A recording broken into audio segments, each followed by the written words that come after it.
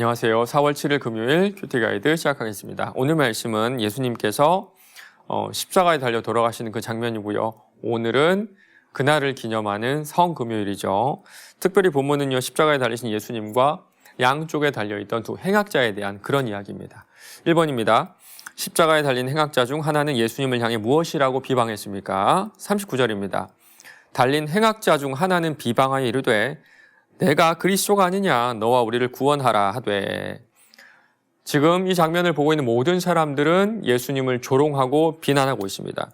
35절 보면요, 백성들은 그저 구경하고 있고요, 관리들은 비웃으며 이렇게 말하죠. 저가 남을 구원하였으니 만일 하나님이 택하신 자 그리스도면 자신도 구원할지어다. 그런데 참 놀라운 사실은요, 예수님 옆에 달린 행악자 하나도 지금 이 조롱에 동참하고 있다는 사실입니다. 군대에 가면 전우회라는 게 생기죠.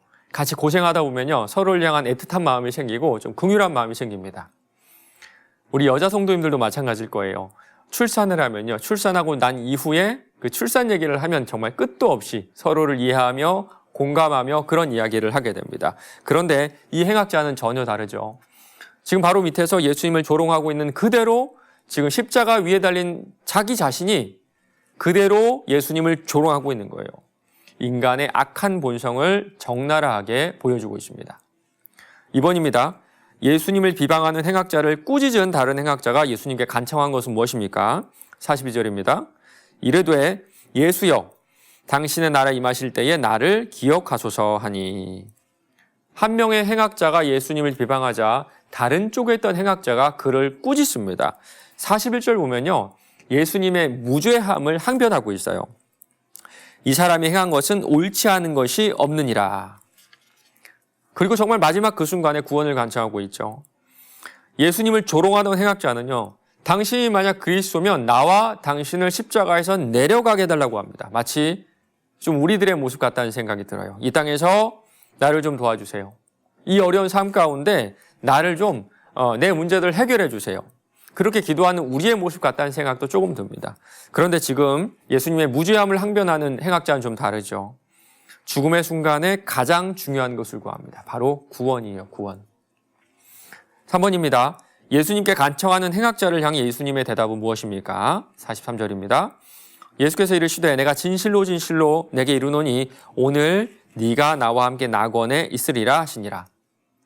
참 아이러니하게도요, 이 행악자는 십자가의 의미를 깨달은 첫 번째 사람이 됩니다. 바리새인도 아니었고요, 사두개인도 아니었어요. 그리고 심지어는 제자들보다도 먼저 이 십자가의 비밀을 깨달은 사람이 바로 이 행악자였습니다. 예수님이 그에게 구원을 선포하시는데요, 저는 그 43절 가운데 오늘이라는 단어에 좀 주목하셨으면 좋겠어요.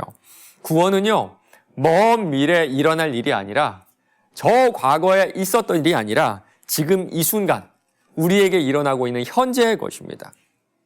우리는 지금은 힘들지만 나중에 언젠가는 먼 미래에 구원받고 천국 가기를 원하죠. 그러나 구원은 지금 바로 이 순간 현재 우리에게 임하는 하나님의 능력이에요. 또 이 구원이 어떻게 임했을까요? 왜 마지막 순간에 그 행악자는 예수님께 구원을 간청할 수 있었을까요? 34절입니다. 이에 예수께서 이르시되 아버지여 저들을 사하여 주옵소서. 오직 예수님의 중보기도 때문이에요. 하나님은요, 이 범죄자에게 당신의 아들의 실체를 보여주시고 그를 위한 구원의 문을 그 마지막 순간에 열어주셨던 겁니다. 4번입니다. 예수님께서는 자신을 메시아로 유대인의 왕으로 인정하지 않는 희롱과 모욕의 현장에서 백성들을 향하여 기도하심은 나에게 어떤 의미가 있는지 묵상해 봅시다. 아마도 예수님의 가르침 중에 제자들뿐만 아니라 우리에게도 걸림돌이 되는 말씀이 있다면 바로 이 말씀 아닐까요?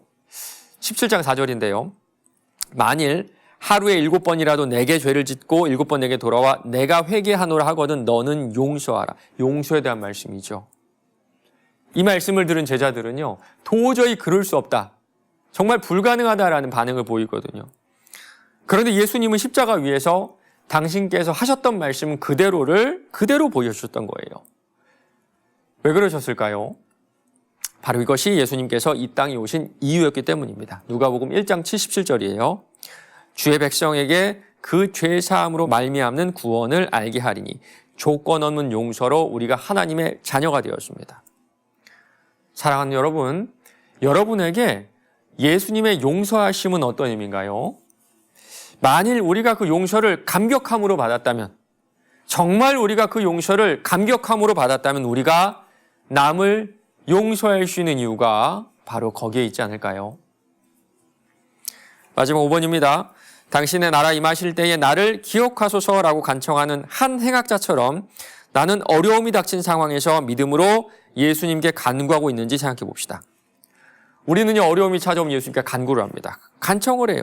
그러나 쉽게 해결이 안 돼가지고 낙심하기도 하고 또 실망하기도 합니다. 그런데 이런 이야기가 있어요. 고난은요, 하나님께서 우리에게 주신 선물의 포장지다. 포장지다. 선물이 크면 클수록 포장지가 커지죠. 맞습니다. 고난을 믿음으로 이겨내면 거기 안에 들어있는 선물은 그 무엇보다 큰 선물일 겁니다. 어려움이 크면 클수록 나를 더욱더 정금처럼 단련시키는 주님을 신뢰하시길 바라요. 분명히 주시는 선물이 더 클 겁니다. 오늘 하루도 신실하신 주님을 믿으며 그 얼굴 보기를 소망하는 저와 여러분 되시길 바랍니다.